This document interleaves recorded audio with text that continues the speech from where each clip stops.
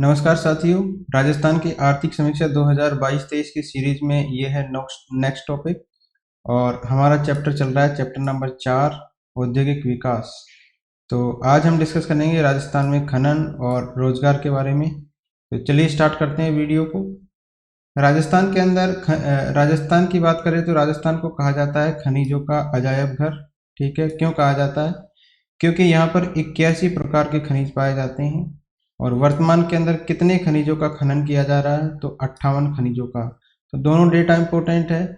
81 तरीके के खनिज पाए जाते हैं और 58 तरीके के प्रकार के जो खनिज है इनका उत्पादन किया जा रहा है वर्तमान के अंदर। तो राजस्थान में बात करें तो एकमात्र उत्पादक है राजस्थान किस किस का?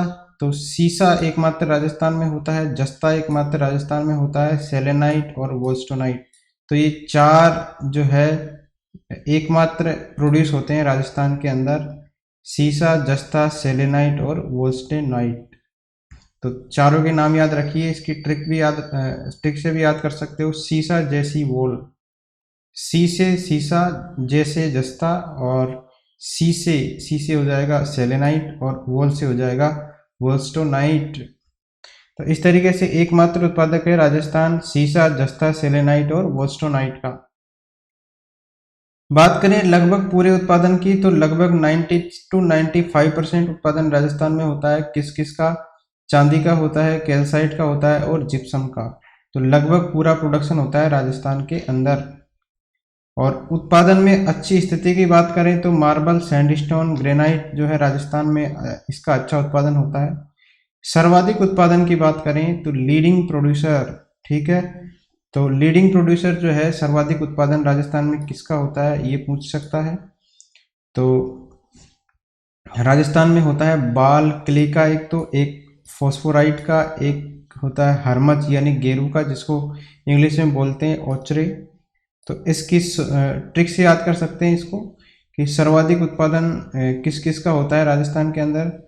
तो फेल्स BP0 से याद कर लीजिए। B for ball clay, P for phosphorite और O से याद रख लीजिए ओचरे। ओचरे का मतलब होता है गेरू और हरमच। इसके बाद में प्रोडक्शन होता है सर्वाधिक फेल्सपार का और फायर क्ले का भी प्रोडक्शन राजस्थान में होता है। तो इसको भी ट्रिक से याद कर सकते हैं, फेल होने के बाद फायर, इससे। इसके अलावा स्टेटाइट और सीमेंट ग्रेड और स्टील ग्रेड लाइमस्टोन का भी सर्वाधिक प्रोडक्शन होता है। तो हमने पढ़ा है कि राजस्थान एकमात्र प्रोड्यूसर है किस किस का? सीसा, जस्ता, सेलेनाइट और वोस्टोनाइट का। सर्वाधिक उत्पादन किसका होता है? बॉल क्ले, फास्फोराइट, हरमच, फेल्सपार, फायर क्ले, स्टेटाइट और सीमेंट ग्रेड एवं स्टील ग्रेड लाइमस्टोन। राजस्थान राज्य खनिज अन्वेषण न्यास ये कहाँ पर है? तो जयपुर में स्थित है ये।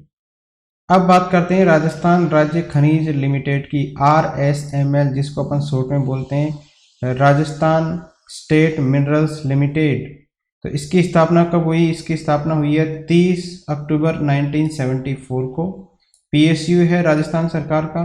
और खनिजों का जो है ये इसका उद्देश्य क्या है? खनिजों का पर रिसर्च करना, उत्खनन करना, अन्वेषण करना और उनकी मार्केटिंग करना। इसके अलावा कॉस्ट इफेक्टिव तकनीक का प्रयोग करना। तो 3 इसके उद्देश्य है। राजस्थान राज्य खनिज लिमिटेड के 30 अक्टूबर 1974 में इसकी स्थापना हुई है। राजस्थान सरकार का PSU है।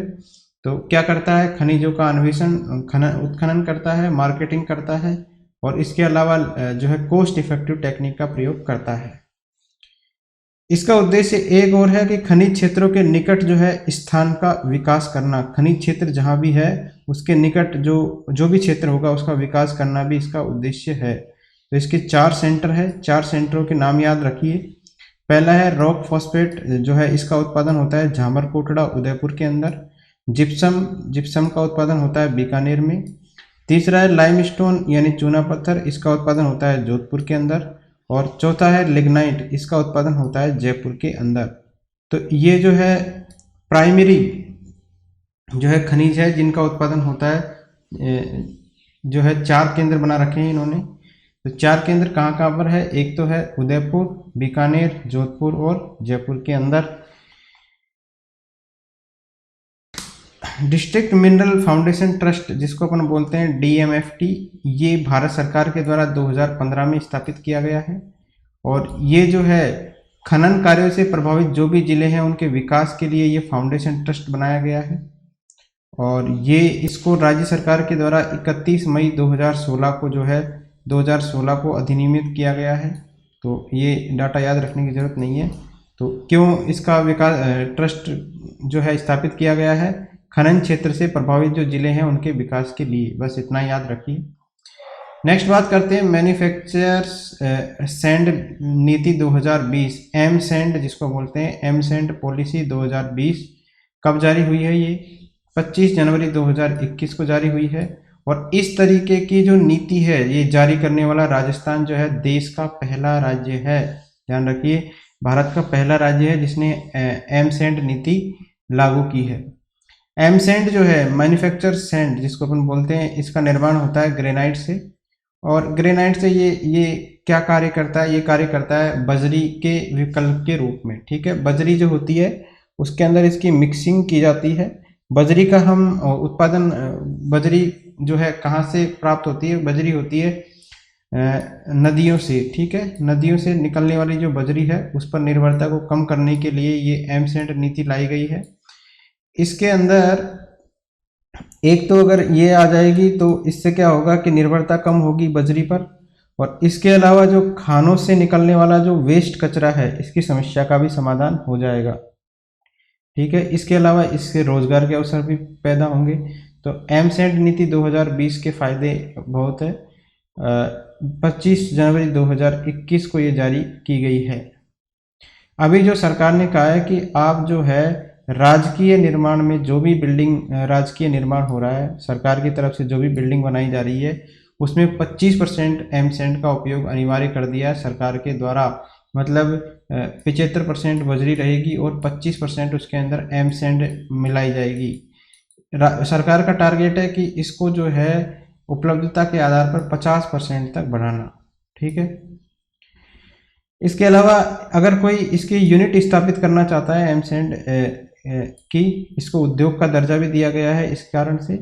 तो 3 करोड़ रुपए की उसकी नेटवर्थ होनी चाहिए और 3 करोड़ रुपए का टर्नओवर उसका होना चाहिए। इसके अलावा क्रशिंग के अंदर, क्रशिंग जो इंडस्ट्री है उसके अंदर 3 साल का अनुभव भी उसके पास होना चाहिए। तो तभी वो एम सैंड इकाई स्थापित कर सकता है। 3 करोड़ का नेटवर्क, 3 करोड़ का टर्नओवर, 3 साल का अनुभव होना चाहिए क्रशिंग इंडस्ट्री में। और एम सैंड जो है इकाई, इसको उद्योग का दर्जा भी दिया जा चुका है। 25% का भी अभी उपयोग अनिवार्य कर दिया गया है, इसको 50% तक बढ़ाना है। इसका जो उद्देश्य है ये क्या है कि बजरी का विकल्प है, और इससे क्या होगा कि बजरी पर निर्भरता अपनी कम होगी और जो खानों से निकलने वाला वेस्ट है उसकी समस्या भी दूर होगी, रोजगार के अवसर पैदा होंगे। राजस्थान जो है ये नीति जारी करने वाला पहला राज्य है। इसका निर्माण किससे किया जाता है? ग्रेनाइट से। नेक्स्ट बात करते हैं तेल और प्राकृतिक गैस के बारे में, ऑयल एंड नेचुरल गैस के बारे में। तो अमेरिका और चीन, तो भारत का कौन सा नंबर है? तीसरा नंबर है जो कि उपभोक्ता है। तो भारत जो है तीसरा सबसे बड़ा उपभोक्ता है। पहले नंबर पर सबसे ज़्यादा उपभोग करता है अमेरिका, दूसरे नंबर पर चीन और तीसरे नंबर पर है इंडिया। तो इंडिया के अंदर कितनी खपत होती है तेल और नेचुरल गैस की? ठीक है, कच्चे तेल की बात हो रही है। तो कच्चे तेल का जो है तीसरे नंबर का उपभोक्ता है इंडिया। तो इंडिया के अंदर जो है 5% कच्चे तेल की खपत होती है। कितने परसेंट तेल की होती है? 5% कच्चे तेल की खपत होती है।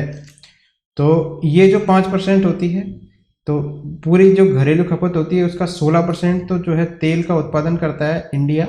इसके अलावा शेष 84% का आयात करता है। मतलब ये जो हम खपत करते हैं 5% विश्व की, इसका 16% तो अपन उत्पादित कर लेते हैं और 84% जो है अपन मंगवा लेते हैं, दूसरे देशों से आयात कर लेते हैं। अब ये जो भारत उत्पादित करता है 16%, ठीक है, तो 16% का जो है 30, ये 16% है 30 MMTA के बराबर। ठीक है, 16% जो उत्पादित होता है भारत का वो किसके बराबर है? 30 MMTPA का फुल फॉर्म होता है मिलियन मेट्रिक टन प्रति वर्ष। मतलब भारत का प्रोडक्शन होता है 30 मिलियन मेट्रिक टन प्रति वर्ष, और इसका जो है 6 MMTPA राजस्थान के में प्रोडक्शन होता है। तो मतलब राजस्थान जो है भारत में जितना भी कच्चा तेल प्रोड्यूस होता है उसका 20% प्रोड्यूस करता है। कौन? राजस्थान। सबसे पहले नंबर पर है बॉम्बे हाई, यहाँ पर 40% होता है प्रोडक्शन। दूसरे नंबर पर है राजस्थान, यहाँ पर होता है 20% प्रोडक्शन। राजस्थान की बात करें तो राजस्थान में हाइड्रोकार्बन जो है उसका उत्पादन किया जाता है 4 बेसिनों से। कितने बेसिनों से किया जाता है? 4 बेसिनों से किया जाता है, जो कि राज्य के 1.5 लाख वर्ग किलोमीटर मतलब 14 जिलों के अंदर ये विस्तृत है। कितने जिलों में है? 14 जिलों में विस्तृत है। और हाइड्रोकार्बन का उत्पादन किया जाता है 4 बेसिनों से। इसमें पहला है जैसलमेर बेसिन, दूसरा है बाड़मेर सांचौर बेसिन, तीसरा है बीकानेर नागौर बेसिन और चौथा है विंध्य बेसिन। तो इसके अंदर अलग अलग जिले हैं। जैसलमेर के अंदर 1 जिला है, बाड़मेर सांचौर की बात करें तो 2 जिले हैं, बीकानेर नागौर के अंदर 5 जिले हैं और विंध्य बेसिन के अंदर है 6 जिले। तो यहाँ से क्या किया जाता है? हाइड्रोकार्बन का उत्पादन किया जाता है। तो इस तरीके से जो है ये 14 जिले हो गए, इसके अंदर विस्तृत है। पहली बात कर लेते हैं जैसलमेर बेसिन की। तो जैसलमेर बेसिन में 1 जिला शामिल है जैसलमेर, और इसके अंदर जो है प्राकृतिक गैस का सर्वाधिक उत्पादन किया जाता है। ठीक है, जैसलमेर बेसिन से किसका उत्पादन किया जाता है? सबसे अधिक प्राकृतिक गैस का उत्पादन। यहाँ से जो प्राकृतिक गैस के उत्पादन की शुरुआत हुई वो हुई है 1994 से। ठीक है, कब से स्टार्ट हुई है प्राकृतिक गैस का उत्पादन? 1994 से। और यहाँ जो कंपनियां हैं वो है focus energy, oil India limited, ये कार्यरत है। इसके प्रमुख क्षेत्र पूछ लेता है तो बागेवाला है, एक तो है बागेवाला जिसके लास्ट में वाला लगा हुआ है, ज़्यादातर वो है जैसलमेर बेसिन के क्षेत्र। तो बागेवाला, सादेवाला, तनोट हो गया, चिन्नेवाला, गमाने वाला, बकरी वाला और घोटारू। ठीक है, तो ये जो है प्रमुख क्षेत्र है जैसलमेर के।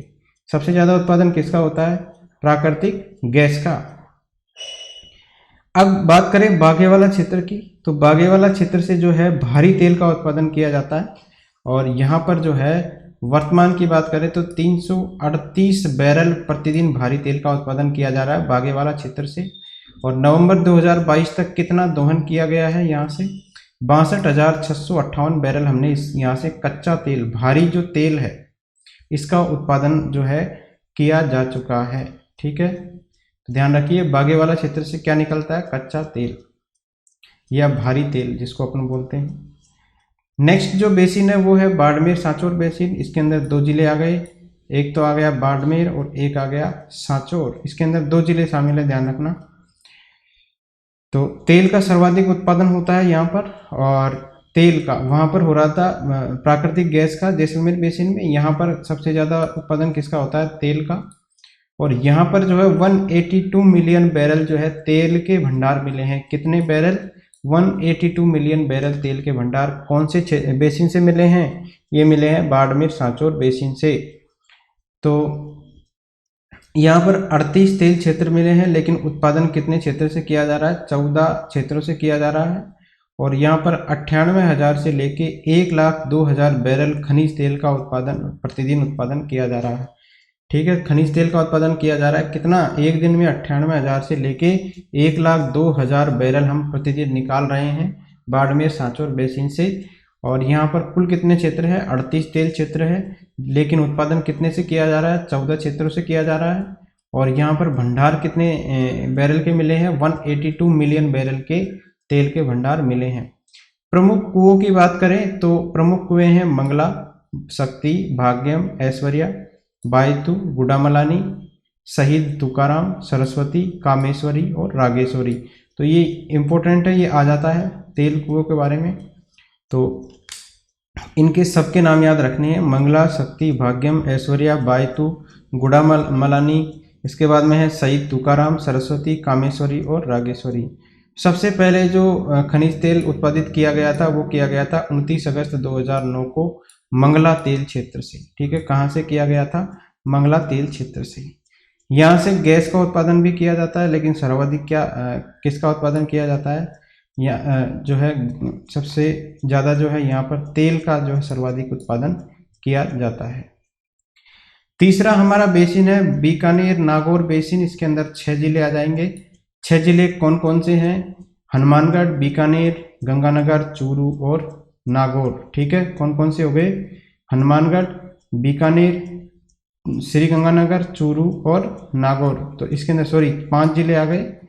तो 5 जिलों के नाम याद रखिए आप। इसकी ट्रिक भी है, हरभजन सिंह चेन्नई वाला प्लस नागौर मिला लेंगे तो नागौर तो इसके अंदर है ही। ठीक है, तो नागौर तो वैसे ही याद रह जाएगा। और बीकानेर के अंदर जो भी मिक्स होंगे वो होंगे है से हनुमानगढ़, भै से बीकानेर, सी से श्रीगंगानगर, चे से चूरू। तो ये 4 जिले तो ये हो गए और एक नागौर। तो ये बीकानेर नागौर बेसिन के अंदर आता है। और प्रमुख क्षेत्र इसका है पूनम क्षेत्र है इसका प्रमुख क्षेत्र, जहाँ से उत्पादन किया जाता है। अगला बेसिन है विंध्य बेसिन, जिसके अंदर 6 जिले आते हैं। हाड़ौती के 4 जिले प्लस भीलवाड़ा और चित्तौड़गढ़। तो हाड़ौती के 4 जिले हैं, कोटा, बूंदी, बारा, झालावाड़। और इसके अलावा 2 जिले और है, भीलवाड़ा और चित्तौड़गढ़। तो ये चारों बेसिन आपको याद रखने हैं। टोटल कितने जिले हो गए? ये 14 जिले हो गए। जैसलमेर में 1, बाड़मेर सांचौर में हो गए कितने? 2 जिले। इसके बाद में बीकानेर नागौर के अंदर हो गए 5 जिले और विंध्य बेसिन के अंदर हो गए 6 जिले। राजस्थान रिफाइनरी प्रोजेक्ट के बारे में भी पूछ सकता है। इसके अंदर ये किस किस के सहयोग से इसकी हिस्सेदारी है? इसमें 26% हिस्सेदारी है राज्य सरकार की और HPCL की हिस्सेदारी है 74% की। तो इसकी क्षमता है 9 MMTPA की। और पचपदरा बाड़मेर के अंदर जो है इसकी शुरुआत की गई 16 जनवरी 2018 से। तो डेट पूछ लेता है इसकी कि पचपदरा जो रिफाइनरी है उसकी स्टार्टिंग डेट क्या है? तो 16 जनवरी 2018 है। और देश का जो है पहला पेट्रोकेमिकल कॉम्प्लेक्स है ये। इसकी लागत है 43,129 करोड़। ऋण इक्विटी अनुपात की बात करें तो इसके अंदर 2:1 है, मतलब 2 भाग जो है लोन लिया जाएगा और 1 भाग जो है सरकार के द्वारा लगाया जाएगा। BS6 मानक के उत्पादों का उत्पादन किया जाता है किसके द्वारा? राजस्थान रिफाइनरी प्रोजेक्ट जो पचपदरा बाड़मेर के अंदर है। 16 जनवरी 2018 से शुरुआत हुई। 74 और 26 का अनुपात है। 74 है HPCL का, 26 है राज्य सरकार का। देश का पहला पेट्रोकेमिकल कॉम्प्लेक्स है। और इसके अलावा इसकी लागत है 43,129 करोड़। ऋण का अनुपात है 2:1 और BS6 मानक के उत्पादों का उत्पादन किया जाएगा इस रिफाइनरी के द्वारा। नेक्स्ट हम बात करते हैं खादी एवं ग्रामोद्योग बोर्ड के बारे में। इसकी स्थापना हुई है 1955 के अंदर। ये क्या करता है? असंगठित जो भी क्षेत्र है उसके कारीगरों को रोजगार प्रोवाइड कराने का कार्य करता है और इसके अलावा ट्रेनिंग भी जो है इसके अंदर दी जाती है। तो ये है कि खादी एवं ग्रामोद्योग बोर्ड स्थापना कब हुई? 1955 में। रोजगार और प्रशिक्षण प्रोवाइड करता है किसको? असंगठित क्षेत्र के कारीगरों को। अगला आ जाता है खादी कामगार आर्थिक प्रोत्साहन योजना। इसकी घोषणा की गई है 2022-23 के अंदर और लागू कब से हुआ है? 13 जुलाई 2022 से लागू हुआ है। तो डेट याद रख लीजिए, 13 जुलाई 2022 से स्टार्ट हुआ है। कौन सी स्कीम है ये? खादी कामगार आर्थिक प्रोत्साहन योजना। और इसके अंदर जो है लगभग 20,000 जो खादी के कामगार हैं इनको लाभान्वित किया जाएगा। नेक्स्ट कार्यक्रम है प्रधानमंत्री ग्रामीण रोजगार सृजन कार्यक्रम। ये जो कार्यक्रम है ये इसके अंतर्गत क्या किया जाता है कि जो भी खादी के उत्पाद होते हैं ना उस पर 50% की छूट दी जाती है। कब से कब तक? 2 अक्टूबर से लेके 30 जनवरी तक अगर आप खरीदोगे तो 50% की जो है छूट दी जाएगी इस कार्यक्रम के अंतर्गत। नाम क्या है? प्रधानमंत्री ग्रामीण रोजगार सृजन कार्यक्रम। तो ये खादी से जुड़े हुए उद्योग और योजनाएं थी। नेक्स्ट हम डिस्कस करते हैं श्रम के बारे में, लेबर के बारे में, लेबर से जुड़ी स्कीम्स के बारे में, उनकी मजदूरी दरों के बारे में। तो 1 जुलाई 2021 से बात करें तो जो है श्रमिकों के लिए जो न्यूनतम मजदूरी की दरें हैं वो है अकुशल श्रमिक के लिए है 259 रुपीज़, अर्धकुशल श्रमिक के लिए है 271 रुपये, कुशल श्रमिक के लिए है 283 रुपये और उच्च कुशल श्रमिक के लिए है 333 रुपये। ठीक है, तो हाई जो है उच्च कुशल श्रमिक जो भी होगा उसको मिलेंगे 333 रुपये और अकुशल श्रमिक की मजदूरी है 229 रुपये पर डे। अब देखते हैं कि भवन और अन्य जो सन्निर्माण श्रमिक कल्याण मंडल है, इसके द्वारा निर्माण श्रमिकों के लिए जो योजनाएं चलाई जा रही है, तो ये जो सारी स्कीम हम नीचे पढ़ेंगे वो पढ़ेंगे निर्माण श्रमिकों के लिए। जो भी योजनाएं चलाई जा रही है वो किसके लिए है? निर्माण श्रमिकों के लिए। इसमें पहली स्कीम है प्रसूति सहायता योजना। तो इसके अंतर्गत क्या किया जाता है? निर्माण श्रमिकों के लिए ये योजनाएं हैं, ध्यान रखना। तो पहले एक बार इनका ओवरव्यू देख लेते हैं। पहली योजना है प्रसूति सहायता योजना, दूसरी है सिलिकोसिस पीड़ित हितधारियों के लिए सहायता योजना, तीसरी है निर्माण श्रमिक औजार टूल किट सहायता योजना, चौथी है निर्माण श्रमिक सुलभ आवास योजना, पांचवी है निर्माण श्रमिक जीवन एवं भविष्य सुरक्षा योजना, छठी है शुभ शक्ति योजना, सातवीं है ब्याज पुनर्भरण योजना, आठवीं है सिविल सुरक्षाओं में जो है प्री पास करने पर प्रोत्साहन योजना, नवीं है ट्यूशन फीस पुनर्भरण योजना, 10वीं योजना है आपकी निर्माण श्रमिक एवं उसके आश्रित बच्चों को जो है अंतर्राष्ट्रीय खेल प्रतियोगिताओं के लिए प्रोत्साहित राशि दी जाती है, 11वीं है इसके अंदर निर्माण श्रमिक शिक्षा एवं कौशल विकास योजना, और 12वीं जो है योजना है निर्माण श्रमिक की सामान्य अथवा दुर्घटना में जो मृत्यु या घायल होने पर सहायता योजना। तो एक एक योजनाएं हम डिस्कस कर लेते हैं शॉर्ट के अंदर। ये सारी योजनाएं किसके लिए है? निर्माण श्रमिकों के लिए योजनाएं हैं। तो प्रसूति सहायता योजना के अंदर लड़के का अगर जन्म होता है तो 20,000 रुपये की सहायता दी जाती है, लड़की के जन्म पर 21,000 रुपये की सहायता दी जाती है जो भी निर्माण श्रमिक होगा उसको। दूसरी है सिलिकोसिस पीड़ित हितधारियों के लिए सहायता योजना। इसके अंदर जो सिलिकोसिस पीड़ित व्यक्ति है उसको 3 लाख रुपए दिए जाएंगे, और अगर उसकी मृत्यु हो जाती है तो उस पर जो भी आश्रित होगा उसको 2 लाख रुपए दिए जाएंगे। सिलिकोसिस बीमारी से पीड़ित जो है निर्माण श्रमिक होगा उसको। तीसरी निर्माण श्रमिक के लिए योजना है औजार टूल किट सहायता योजना। अगर वो कुछ भी टूल किट या औजार खरीदना चाहता है तो उसकी खरीद पर उसको 2,000 रुपये दिया जाएगा, या वास्तविक लागत जो भी कम होगी उसके अनुसार उसको सहायता राशि प्रोवाइड की जाएगी। मतलब मैक्सिमम उसको 2,000 रुपये दिए जाएंगे औजार की खरीद पर। नेक्स्ट स्कीम है निर्माण श्रमिक सुलभ आवास योजना। इसके अंदर अगर आपको आवास से स्पष्ट है कि अगर स्वयं का आवास बनाना चाहता है निर्माण श्रमिक तो उसके लिए 1.5 लाख का जो है अनुदान दिया जाता है उसको। नेक्स्ट निर्माण श्रमिक की योजना है निर्माण श्रमिक जीवन व भविष्य सुरक्षा योजना। इसके अंदर जो है जो भी सामाजिक सुरक्षा के लिए निर्माण श्रमिकों के द्वारा जो भी जमा कराया गया अंशदान है उस पर बोर्ड के द्वारा 50 से लेकर 100% तक सहायता दी जाती है। नेक्स्ट स्कीम है इम्पोर्टेंट शुभ शक्ति योजना।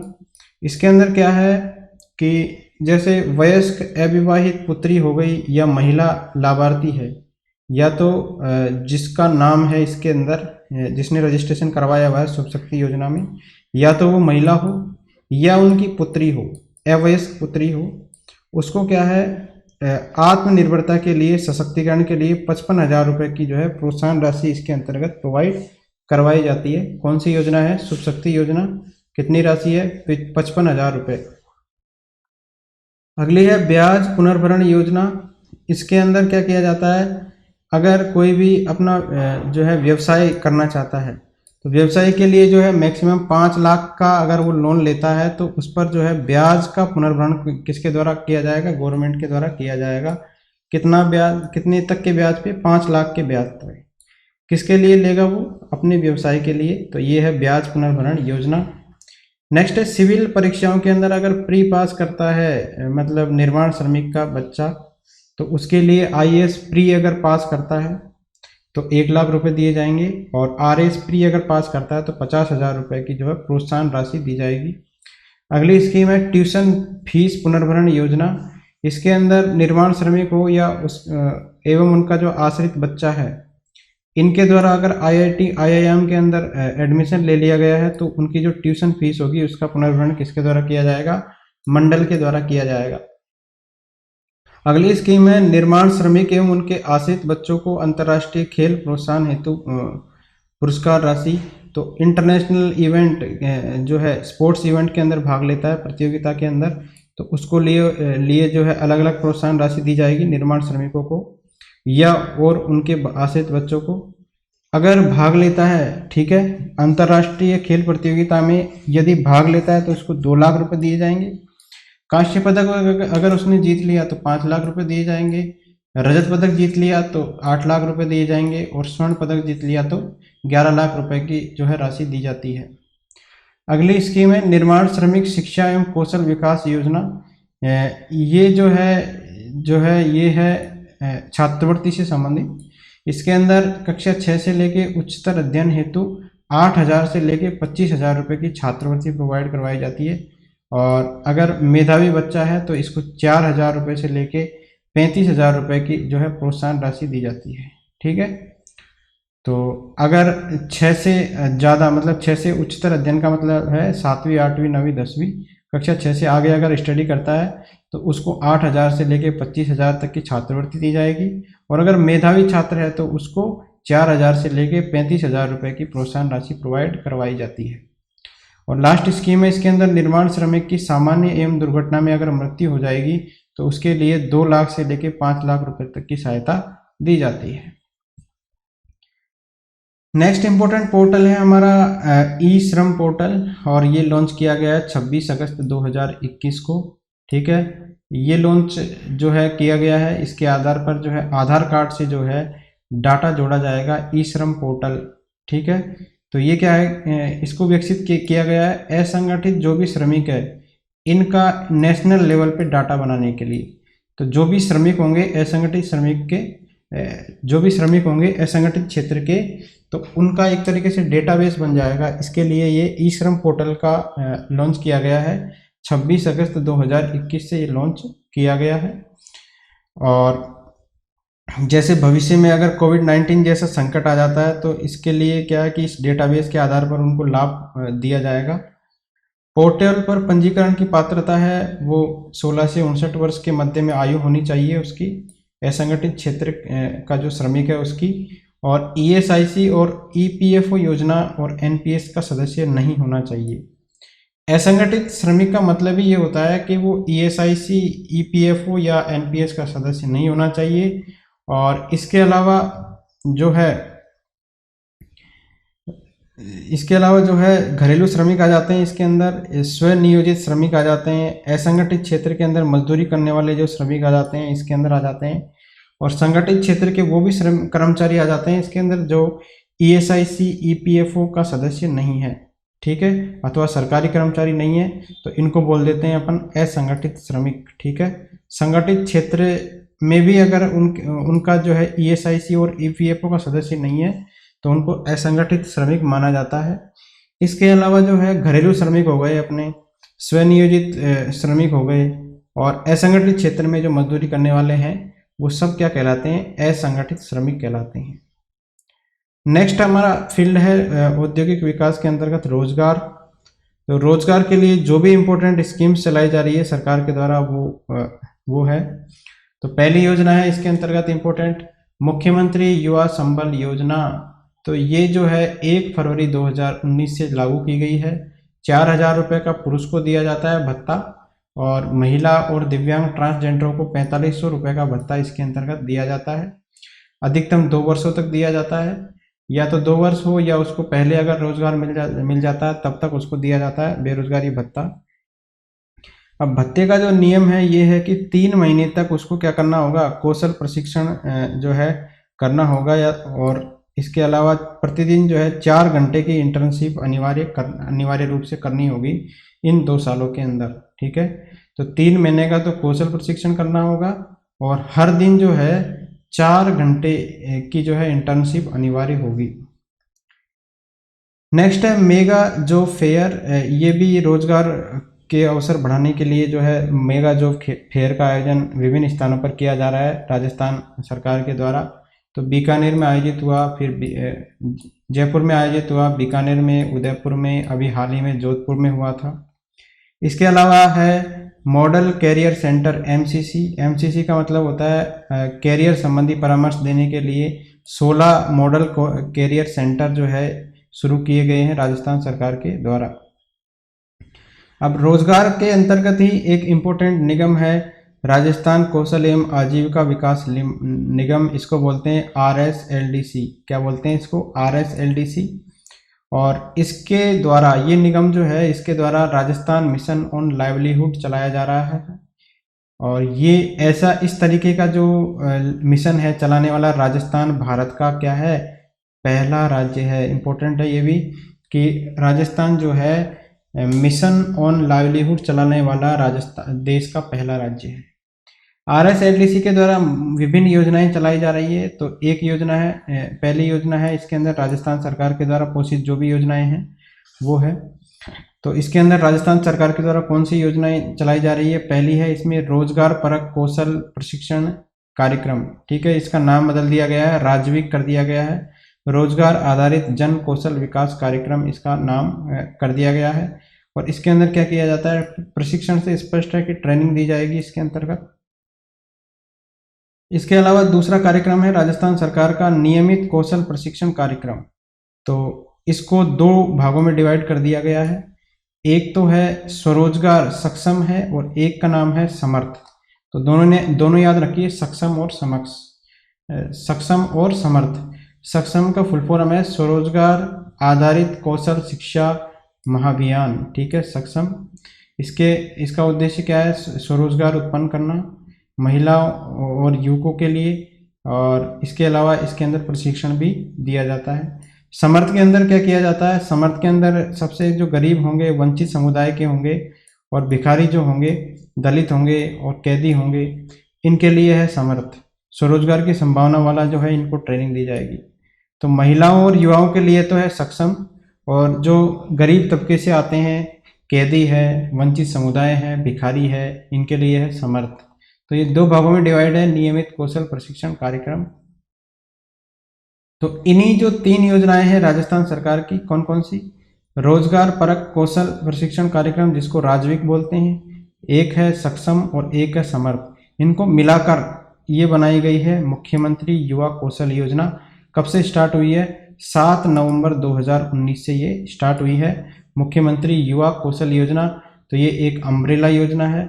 इसके तहत आ जाती है रोजगार आधारित जन कौशल विकास कार्यक्रम, सक्षम और समर्थ। ये तीनों योजनाएं इसके अंतर्गत आ जाती है। इसका जो संचालन किया जा रहा है वो किया जा रहा है RSLDC और कॉलेज शिक्षा विभाग के द्वारा। ठीक है, किसके द्वारा किया जा रहा है? इंपॉर्टेंट है, मुख्यमंत्री युवा कौशल योजना का संचालन कौन से डिपार्टमेंट के द्वारा किया जा रहा है? तो RSLDC और कॉलेज शिक्षा विभाग के द्वारा। ये तो थी राजस्थान सरकार के द्वारा जो संचालित योजनाएं हैं रोजगार के क्षेत्र में। अब डिस्कस करते हैं भारत सरकार के द्वारा जो योजनाएं चलाई जा रही है। तो इसमें इंपॉर्टेंट स्कीम है पहली, दीनदयाल उपाध्याय ग्रामीण कौशल योजना DDU-GKY। ग्रामीण विकास मंत्रालय के द्वारा ये शुरू की गई। और ये जो है इसका शुभारंभ किया गया था 16 अगस्त 2014 को उदयपुर में। तो दो ही फैक्ट याद रख लीजिए, किसके द्वारा स्टार्ट की गई है? ग्रामीण विकास मंत्रालय के द्वारा। और राजस्थान में जो है कब शुरू की गई? 16 अगस्त 2014 से। दूसरी इंपॉर्टेंट स्कीम है प्रधानमंत्री कौशल विकास योजना PMKVY। ये जो है कौशल विकास मंत्रालय के द्वारा शुरू की गई है। तो इसका जो है 2.0 वर्जन और 3.0 वर्जन आए हैं। ये आया है मार्च 2020 में और 3.0 वर्जन आया है जनवरी 2021 में। नेक्स्ट भारत सरकार के द्वारा संचालित योजना है संकल्प योजना। फुल फॉर्म है इसका skill acquisition and knowledge awareness and livelihood promotion. संकल्प योजना जो है विश्व बैंक के द्वारा समर्थित है।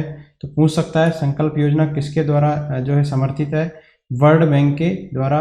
केंद्र और राज्य का अनुपात इसमें है 60:40 का। और इसके अंदर जो है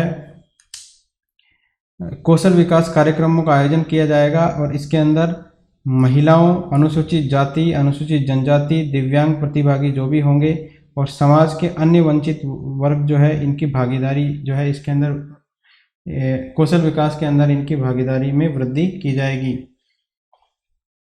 नेक्स्ट है प्रवासन सहायता केंद्र। ये जो है RSLDC के द्वारा प्रशिक्षित जो युवा हैं इनको जो है जैसे इन्होंने ट्रेनिंग ले ली RSLDC के द्वारा, ठीक है, और ये कहीं पे रोजगार कर रहे हैं तो वहाँ पर ठहरने के लिए जो है 90 दिनों का जो है निःशुल्क आवासीय सुविधा प्रोवाइड की जाती है। और इस तरीके के जो है 5 प्रवासन सहायता केंद्र बनाए गए हैं सरकार के द्वारा, RSLDC के द्वारा जो प्रशिक्षित युवाएं हैं इनके लिए। विशेष योजनाएं भी चलाई जा रही है इसके अलावा, जिसमें है भोर, इसका है भिक्षुक अभिविन्यास एवं पुनर्वास कार्यक्रम। इम्पोर्टेंट है, किसके द्वारा चलाया जा रहा है ये? RSLDC प्लस पुलिस आयुक्तालय जयपुर के सहयोग से इस योजना को चलाया जा रहा है। और ये जो कार्यक्रम है इसका उद्देश्य है भिक्षुक यानी भिखारी मुक्त शहर का निर्माण करना।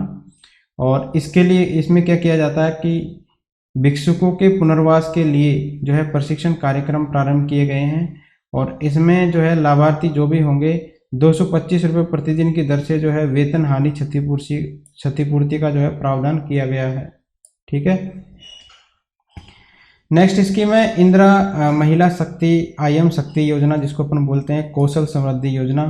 ये स्टार्ट हुई है 15 जुलाई से। ठीक है, 15 जुलाई को मनाया जाता है विश्व युवा कौशल दिवस, और पहली बार ये मनाया गया है 2015 में। ठीक है, तो इसका नाम है IM शक्ति योजना। 15 जुलाई 2015 को मनाया गया है विश्व युवा कौशल दिवस।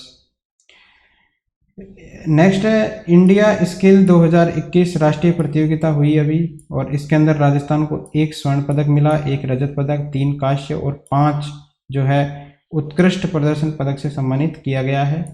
और एक लास्ट इम्पोर्टेंट फैक्ट है कि पर्यटन क्षेत्र के अंदर अभी ट्रेनिंग देंगे हम, और इसके लिए जो है सिंगापुर के सहयोग से, किसके सहयोग से?